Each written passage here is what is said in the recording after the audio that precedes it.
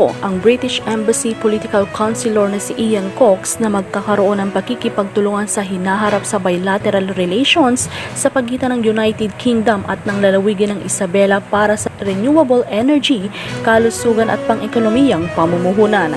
Una nang nakipag-usap si Cox sa mga pinuno ng Isabela at tinalakay nila ang posibleng pamumuhunan sa kalakalan at ekonomiya ng lalawigan. Itinuloy niya ang Darwin Initiatives ng United Kingdom na pinondohan ng gobyerno ng UK kung saan ang embahada ay nagpapatupad ng mga pamumuhunan at pakikipag-ugnayan sa mga lalawigan at lungsod at nag-sponsor ng mga scholarship ng mga karapat-dapat na mag-aaral sa kanilang bansa mula sa mga komunidad ng Pilipinas tulad ng Isabela. Si Cox ay nagsagawa rin ng 1 oras at kalahating one-on-one na pagpupulong kasama ang news stringer correspondent na ito sa lokal na tanggapan nito bilang bahagi ng kanyang pakikipag-usap sa kalayaan ng media sa mga mamamahayag. Nag-explore siya sa mga posibleng pakikipag-ugnayan sa mga mamamahayag sa mga pagsasanay sa media at iba pang profesional na pakikipagtulungan. We seek not only to uphold media freedom but also enhance professional relations between the United Kingdom through the British Embassy and the journalists in the countryside like Isabela, aniya. Ang British Embassy ay nagsimula sa mga community sorties sa mga probinsya at lungsod upang magkaroon ng mga ugnayan sa mga pamumuhunan sa ekonomiya, pagbabago ng klima at pagtugon sa kalamidad at pahusayin ang mga relasyong diplomatiko, dagdag niya. Natikman rin ni Cox ang mga lokal na kakanin gaya ng inatat at binanlay sa kanyang eksklusibong pagbisita sa media office ng stringer na ito.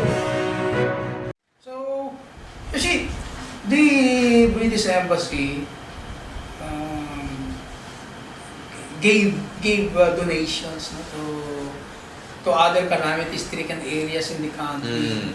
So the Philippines, especially in the northern Luzon, is actually calamity-stricken because of the typhoons, earthquakes, like that. Isabela is one, and even Cagayan.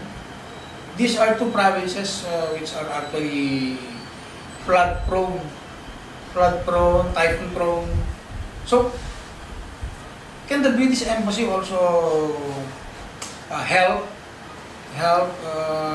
in any way that you can do? Well, sir, as you say, I'm very conscious that this part, the Philippines is one of the most climate vulnerable countries in the world. It's one of the most prone to natural disasters, and there have been several calamities, as you say, that have affected this part of the country in recent years.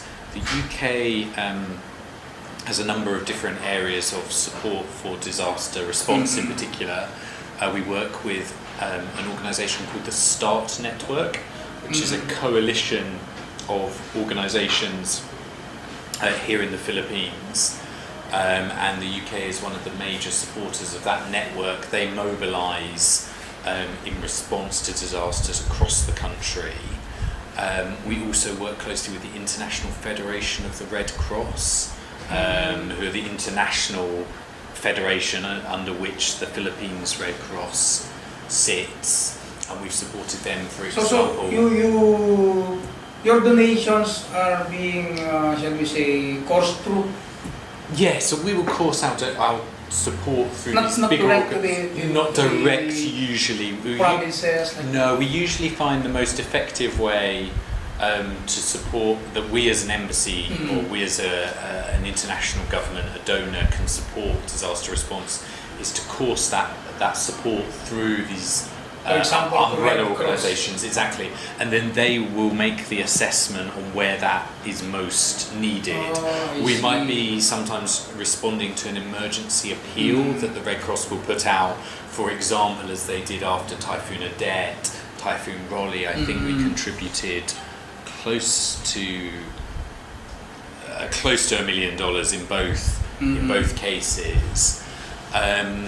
And we're also a big donor to something called the UN Central Emergency Response Fund, which has a pioneering participatory action program here in the Philippines, really helping communities with their disaster preparedness in different areas. I don't think at the minute that includes Isabela, but perhaps as they expand that program later on, it might. So it's an area where we're quite active, but that's usually the way we channel our assistance rather than directly to the provinces. It's more perhaps the national government that plays that role. Oh, okay. Anyway.